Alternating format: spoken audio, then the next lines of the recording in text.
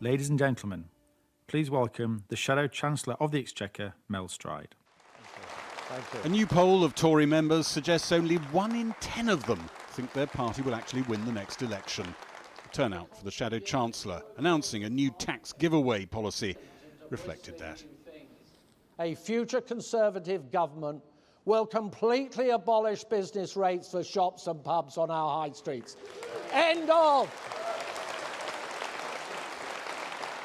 After months of not making policy announcements, the Tories have chosen this thinly attended conference with an awful lot of spare floor capacity to try and fight their way back into the political debate. The Shadow Chancellor announced an enormous £47 billion worth of projected savings. They included a huge chunk of them welfare savings, including some cuts to those with lesser mental health issues.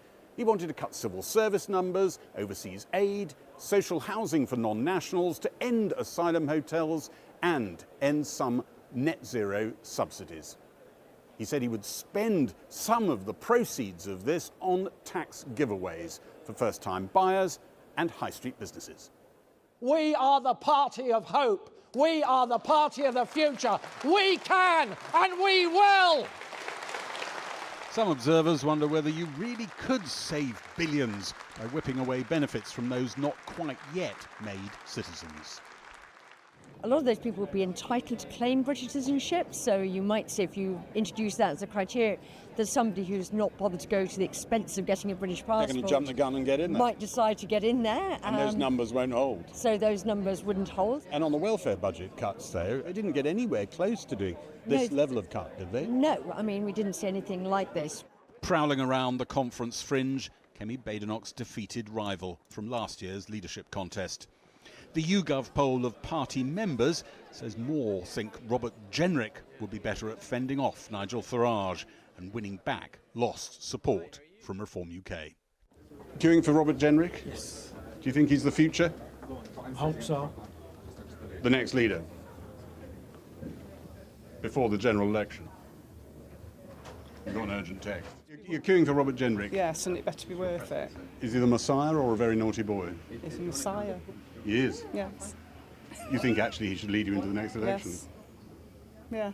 Do you think he will? Do you think he'll switch leader? Yeah. I think so.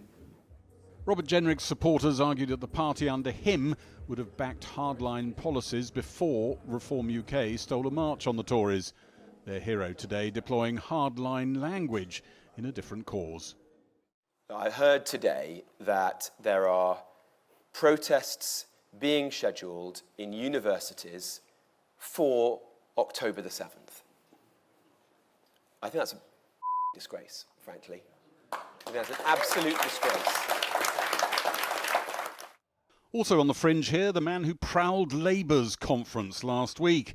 Robert Jenrick's avoiding Andy Burnham's appearance of an open challenge, but his persistent high profile, straying well off his brief, has not gone unnoticed.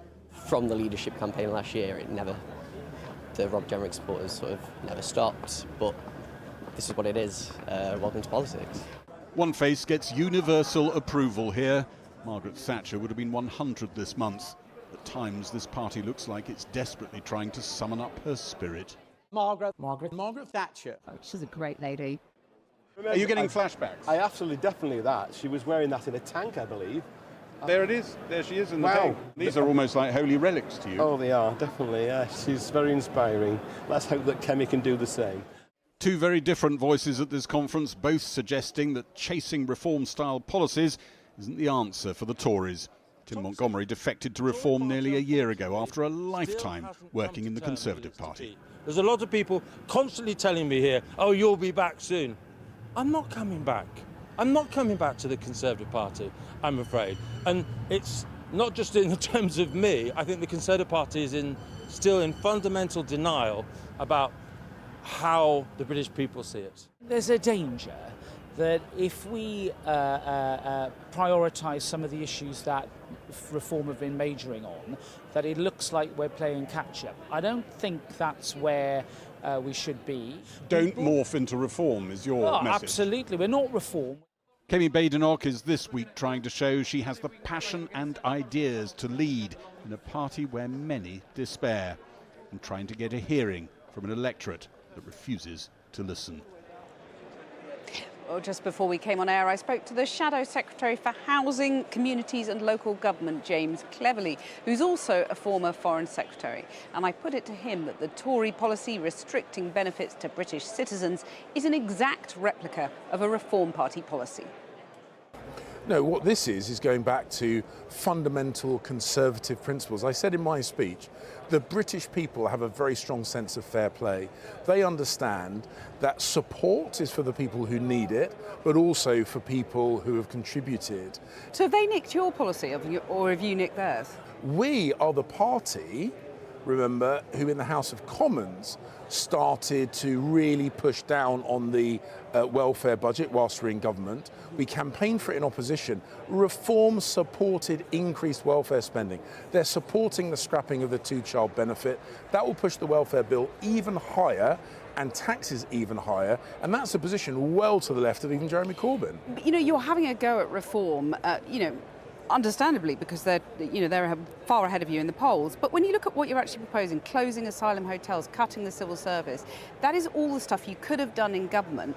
And it's fantasy numbers, isn't it? Just what you're accusing a Reform Party of doing. When I was Home Secretary, I halved the number of asylum hotels in use. They started going back up under Labour, and we're saying this has got to stop. Well, here's some more hard thinking, which is actually being suggested by one of your the previous leadership contenders who you stood against, Tom Tugendhat. He's saying rethink the triple lock, which currently protects pensions.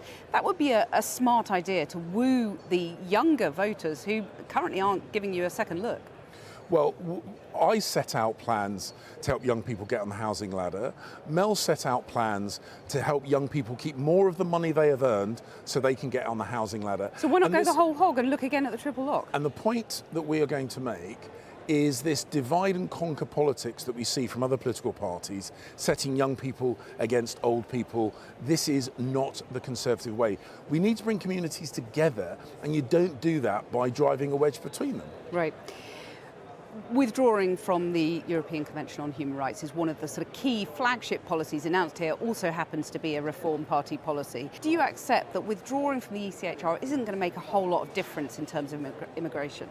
I'd always said leaving the ECHR is not a silver bullet, and there will be other things that we need to do to get full control over our borders. So it doesn't make a huge difference in and of itself? No, that's what you're saying. Well, it's not a silver bullet. It's the same thing, isn't it? Look, you can let me answer, and then you'll know my position.